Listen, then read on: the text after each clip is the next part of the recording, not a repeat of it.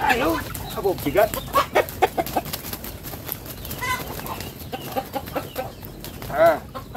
Ito mga idol. Ito yung isang natira natin na barako. Pero sobra kasi na tapang. Kaya yung mga binili natin na tatlong barako na i-crossbreed natin, tinataboy niya.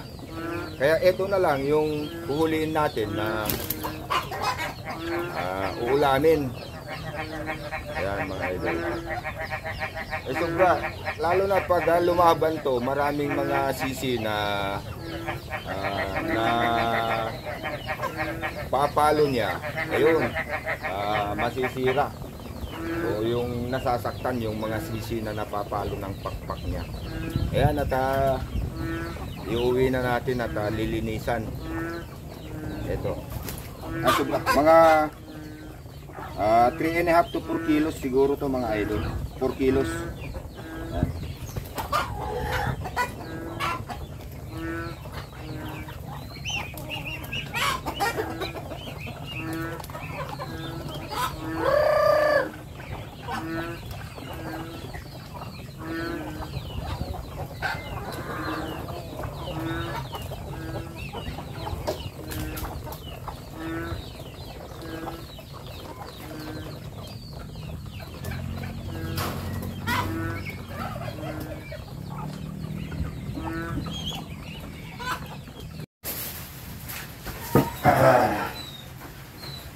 Linisan na natin mga idol. Ito mga 4 to 4.5 kilos barako na malaki. At may edad na rin to. Sobra kasi to, matapang masyado.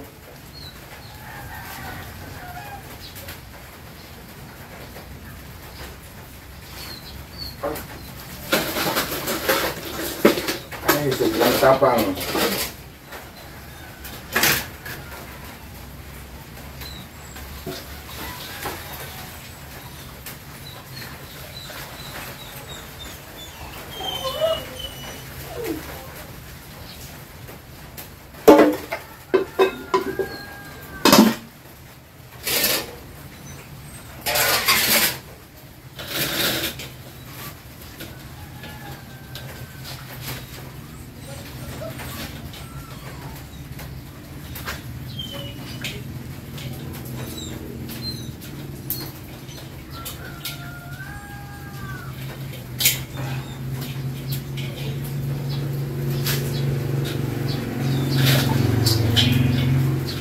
Gas. Barako eh. Pero ito yung mga masarap palambutin. Yung ilalagay natin lasa, papasok lahat sa loob. Yan. Mga 2.5 year na rin to mga idol. Tagal na rin tong barako. Ito yung mga ayaw ko sanang palitan na barako ko dahil maganda nga ang breed pero sobrang tapang naman. Kaya yung tinira ko yung bago nating breeder, mas bata.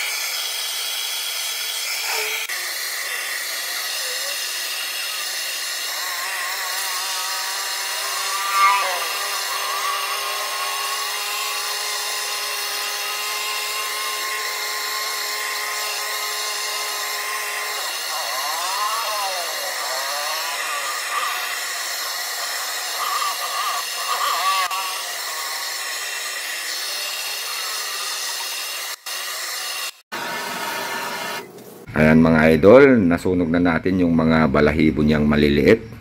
Mahirap tanggalin. Ayan, ito yung palatandaan na mataba. Kahit organic yung mga alaga natin, matataba. Ayan. Oh, lapit natin. Ayan. Ayan mga idol. Oh. Ito, papasok itong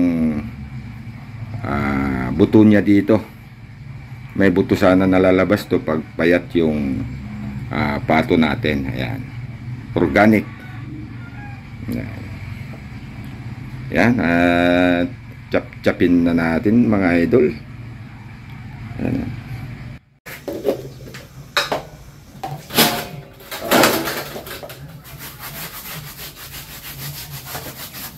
Asin. Lagyan natin ng asin. Pangtanggal doon sa mga nasunog at lansa na rin. Pero may ilalagay tayo na pampabango, pangtanggal lansa. Yung lemongrass mga idol. Pero kailangan tanggalan din natin dito sa asin. Ayan. Laki oh. Ayun, natanggalan siguro ng balahibo to, mga 3.5 kilos. No? Saka ang taba.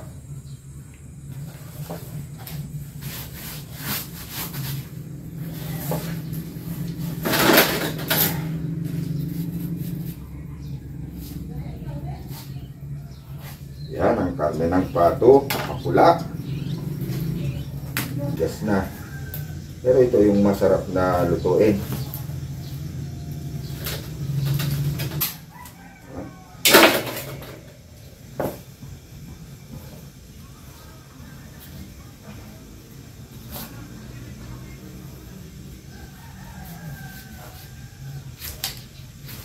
Yan, mapula. Ganito ang karne ng pato mga idol. Mapula.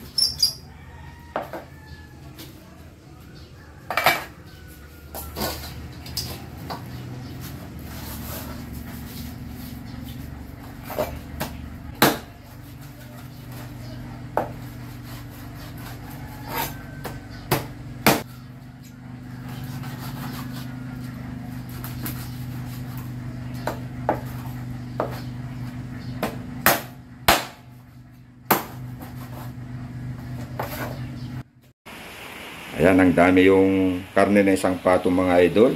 Hindi kasya sa palayok natin, kaya dito sa kaldero natin lulutuin. At lulutuin natin sa adobo to mga idol. Ito yung irerekado natin. So, suka, bawang, pamienta trauler, saka itong tanglad. Lagyan din natin ng pangpasarap mga idol. Ayan, luluto na natin mga idol. Dami kasi mga idol, oh. Pamayin na natin, ha. Ayan. Dahil ito ay pakuluin natin bago natin ilagay yung rekado niya para yan, matanggal ng konti yung kanyang taba. Dahil ang pato, kahit organic, matataba yan. At hindi kumakain ng feeds. Yan, mga idol. Lalo na't kumakain ng mga damo. Yan, madami kasi mga idol, kaya dito natin lulutuin. Hindi kasya dito sa palayok.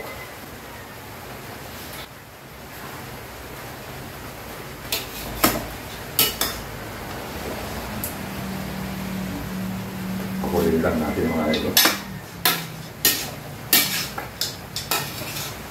Medyo patanggal natin yung taba. Di baling siya rin, yung mantika niya. Yun din ang pangluluto natin mga idol.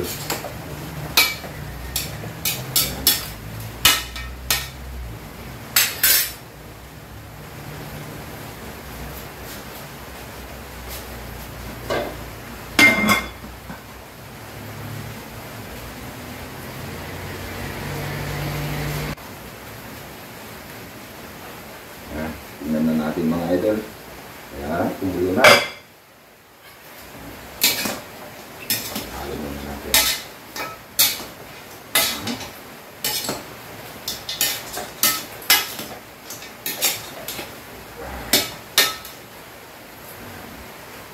Lagyan na natin mga idol kung rekado niya. Kumain na natin itong sauce. Kalahati na kasi marami ito.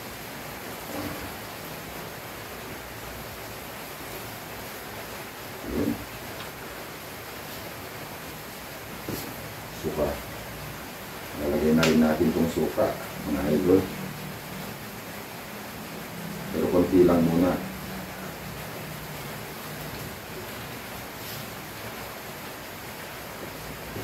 Lagyan na natin lahat ng rekado niya, mga idol. Bawang. Ito, pimienta trauler. Ito, tanglad, huwag natin kalimutan.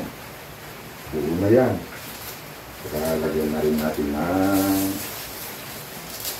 magic sarap, mga idol.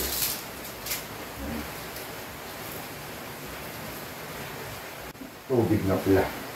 Yan. Ito, medyo marami itong tubig kasi minimum to na pagkaluto, 1 oras mahigit, mga idol. Yan.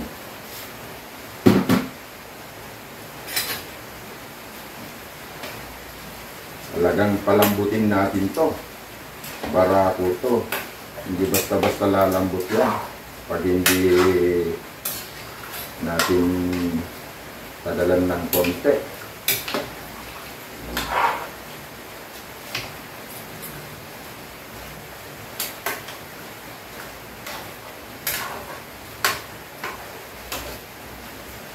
Dami kasi mga idol.